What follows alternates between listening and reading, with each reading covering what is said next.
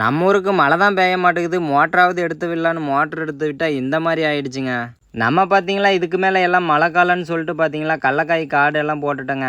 நாம் கடலக்காய் போட்ட நேரமோ என்னமோ பார்த்தீங்களா 2 மழை தாங்க பேஞ்சுது. அதுக்கு மேலே சுத்தமாக மழையே பெய்யலை.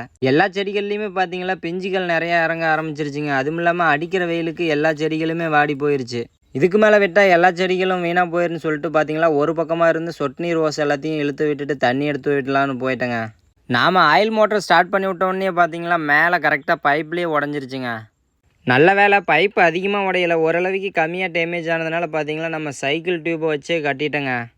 இந்த வீடியோ பார்த்துட்டு இருக்க எத்தனை பேர் ஆயில் மோட்டர் வச்சு விவசாயம் செஞ்சிட்ருக்கீங்கன்றத மறக்காமல் ஒரு கமெண்ட் பண்ணிட்டு அப்படியே விவசாயம் யார் யாருக்கெல்லாம் பிடிக்குமோ அவங்க மறக்காமல் இந்த வீடியோவுக்கு ஒரு லைக் போட்டு விட்டுருங்க. நாமளும் பார்த்தீங்களா ஒரு வழியாக அந்த உடஞ்சது எல்லாத்தையும் சைக்கிள் டியூப் வச்சு கட்டிட்டேங்க. நம்ம மோட்டர் ஸ்டார்ட் பண்ணி விட்டோம்னா டேரெக்டாக பார்த்தீங்களா காட்டில் இருக்கிற சொட்டு நீர் ஓசுங்களுக்கு விட மாட்டோங்க.